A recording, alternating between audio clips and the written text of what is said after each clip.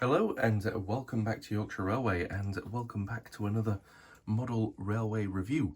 So first off, I apologise if I sound a little bit husky. I've recently just been recovering from a quite severe sinus infection that I got from holiday. Got a bit of chlorine up my nose and it developed into something much horrible. So yeah, I'm all on the mend and it's no longer hurting to talk, but I do sort of sound a bit deeper in my voice, I think, or it sounds like that to me anyway. But yeah, so as you can see from today's video, we are looking at the Virgin Trains 125 train set from Hornby. So yeah, this is the last of my HST sets before I get rid of them, so I thought I'd do a review. Yeah, so yeah, as many of you know, a lot of the track that comes in these train sets forms part of my layout.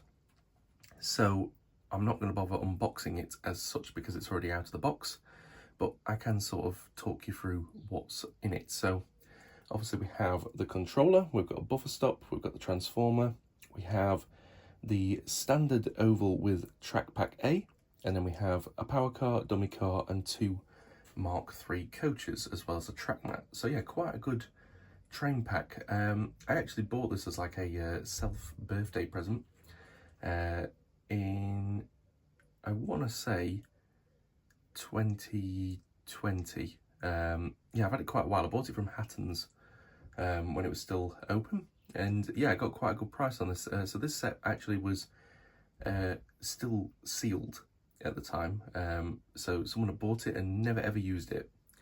So I was a little bit apprehensive. I was like, oh, maybe it's not going to work, maybe it will. But yeah, I bought it anyway and it worked absolutely fine. So yeah, very, very happy with my purchase, and I think I paid £135 for it, which I don't think is too bad at all.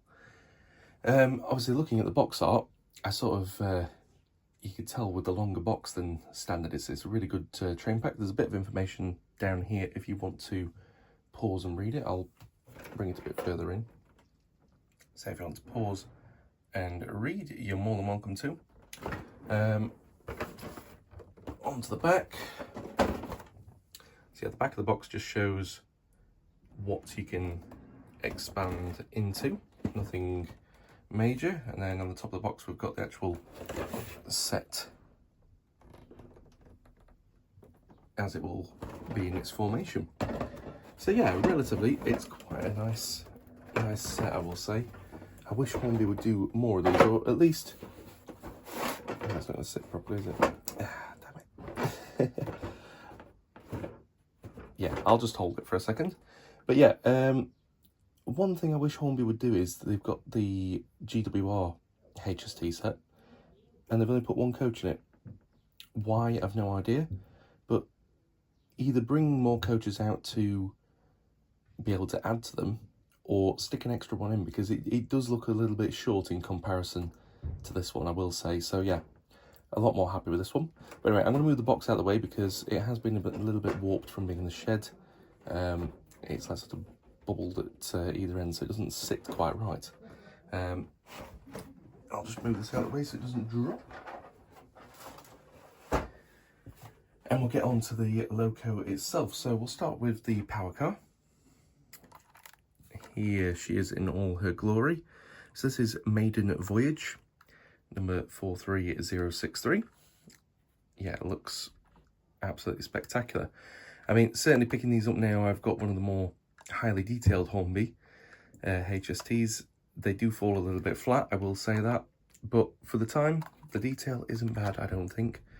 Shape on the nose gets everything all correct there.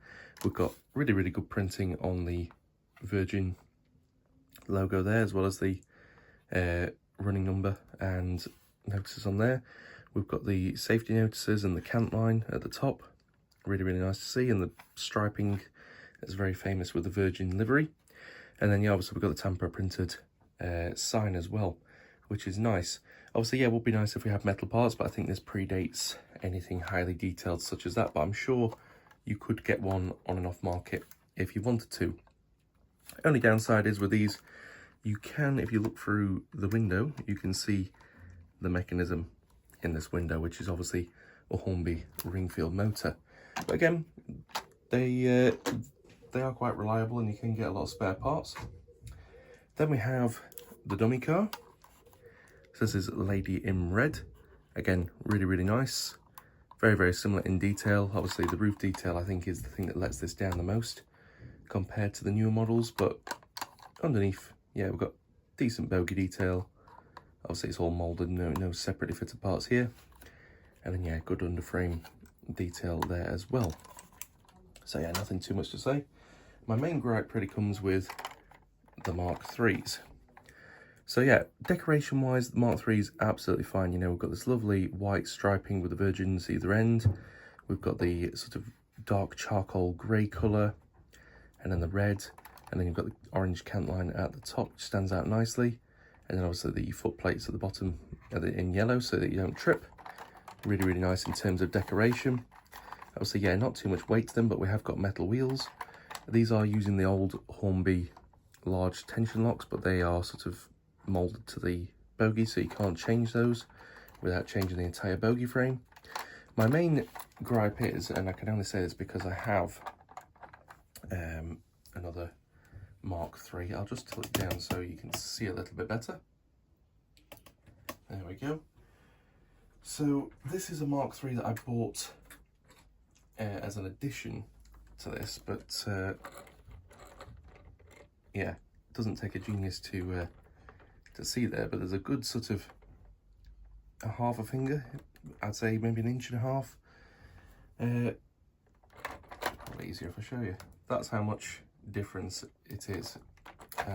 So yeah, I'll put it at the back, it's probably going to show up better. But yeah, it basically the Hornby Mark IIIs are too short by a lot, and they just look a bit silly. Is my main gripe with that. But you know, at the end of the day, we get two, so it's not going to look that silly. And they are sort of identical coaches. Obviously, at the ends, we've got some really, really nice printing work on there as well. So you've got the C3, the corridor coach. Really, really nice. So they are pretty decent in terms of the detail for what they are in the time period they were made. But they're just showing their age a bit now. But anyway, what I'm going to do is we're going to get down onto the track now and we'll do the power performance, see how it's stacked up to the 5 years or so that I've owned this. And yeah, we'll take it for a run round the track. Okay, so we have the HST down onto the track and let's just flick it in the forwards direction, see if we can get any life out of this.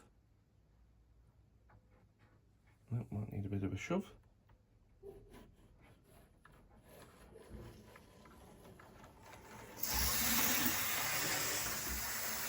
There we go.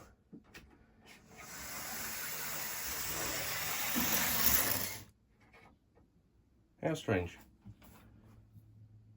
Have I set the track up wrong? Yes.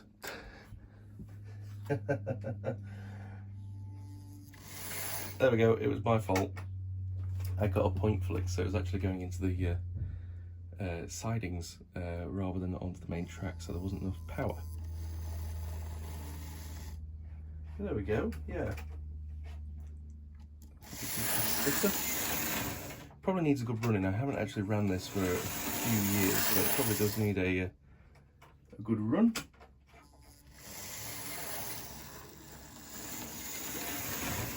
But it's showing life that it can do like a slow speed. I wouldn't say necessarily a crawl, but yeah, I don't think the performance is going to be too bad after a nice run-in. So yeah, what I'm going to do is I'm going to treat it as if it is a new model. I'm going to give it a full hour, forwards and backwards, and then, well, half an hour in each direction, but you know what I mean. And yeah, we'll see what we can get out of it. Okay, so just overshot it a little bit, but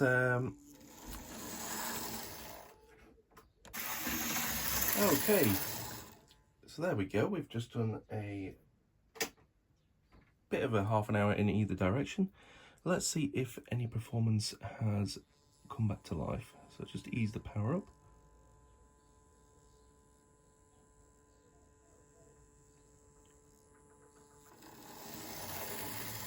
yeah, so it's slow, but not... it's a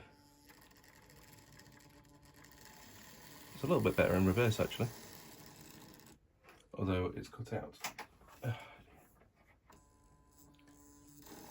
Make me sat on the point, to be fair.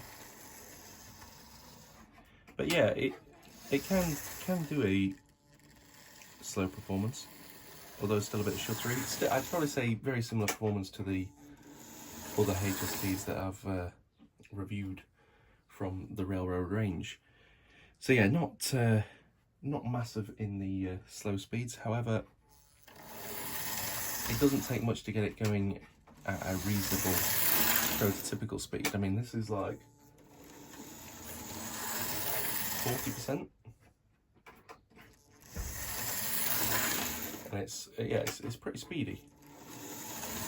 So yeah, the gearing's probably tailored more for high running speed, which, if honest, if you've got a kid, or when I was a child and I got one of these HST sets for the first time, all I wanted to do was run it at full line speed. So yeah, I've got no complaints really for how it performs. It does the job. Anyway, what I'm going to do now is we'll get it hooked up to the coaches. So I've got the 2 from the original set, and I'm going to put in the 3rd one that I've got just for making the train a little bit bigger, and we'll send it round the whole we'll send it around the layout basically and have a nice running session. One thing I have forgot to note, so they do have working lights. They are the old sort of a lamp style ones still, I believe, but yeah, they're so dim that they aren't going to show. Obviously a little bit of cab detail, but not painted or decorated anyway. And we have got traction tyres, and I realised this because I was going to put it on the rolling road, and then suddenly thought I best check. Luckily I did, so I didn't wreck the nice rolling road that I've got from DCC Concepts. But yeah, it's a bit of an annoyance because I don't think it really needs it. But anyway, let's get it hooked up and we'll send it round the layout. Okay, so we've got Maiden Voyage down onto the track with the full rake of Mark III coaches and the dummy car. And yeah, we're going to send her for the actual Maiden Voyage on this layout, because I've never actually used this one since I've moved out. So yeah, this will be nice. Ease the power up. There we go. Okay, so coming down, no issues on the first lap, so that's great to see. Performance-wise, as you can probably hear, it's a noisy old engine. You can just hear the gears sort of whirring as it's going around. So yeah, not the quietest that I've had, but reliability, not bad. Not bad at all. There's no derailments, no uncouplings. So that's great to see. But yeah, as you can see, full length. It's a decent set, even with the additional coach taken out. It's still a good length set. I still haven't moved my 91, just because I keep playing about with it. Yeah, I've only got 2 more coaches to go to get the full length on that, but yeah, it's nice, I'm enjoying it. But anyway, back to the HST. Yeah, as you can see, really solid performance. Cannot really fault it's running at all. I'd say it's just a little bit noisy. But yeah, it would make a perfect starter set for anybody really, this. Especially if you model the West Coast mainline. But as I say, you know, I'm having a big clear out at the minute of a lot of my stock. So you probably noticed that basically where I keep my locomotives, if it's over here, is quite sparse at the minute because I'm getting rid of a lot of them. Same with the rolling stock. And unfortunately this HST set is going to be one of them, so keep your eyes peeled at Rails of Sheffield, because I've decided, rather than selling them privately, which I could do to get a little bit more money, I'm just going to take it all in and get what I can for it, just to make it easier. They've always given me a fair price, so I can't really fault that. So yeah, I'm going to be taking that down today, which is, I want to say Saturday the 12th of June. So yeah, I'm taking it in today because they've got a DAPOL event. So yeah, I'll be taking that down today. So yeah, keep your eyes peeled on their website, or obviously you know that I'm taking it down. So if you do want any of these, of course, call them up and say, oh, I already know that you've had this being brought in. I'd like to buy it. I'm sure they'll sort you out. I've done that before. They have their Facebook page for their pre-owned cabinets. I've rang up and basically said, oh, you know, I've seen this in the window, can you keep it to one side for me? And they've no issue doing that. So yeah, really, really good lads and lasses down there. They'll help you out. But yeah, I'll be a bit sad to see this go, because I mean, after this is gone, I've only got 2 HSTs left. So I've got obviously the ScotRail one, that bit's staying.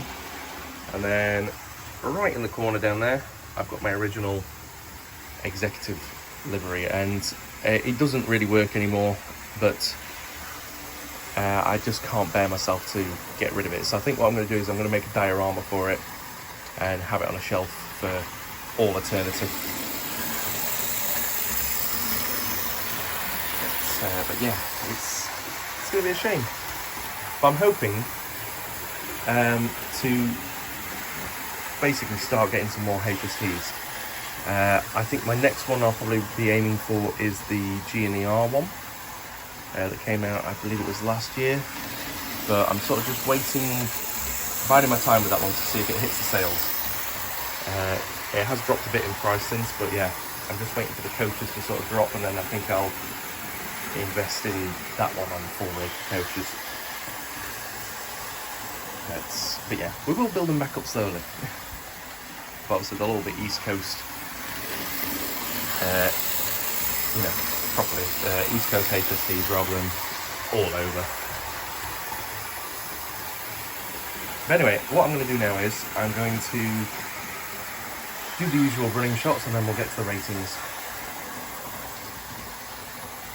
See it come round. There we go.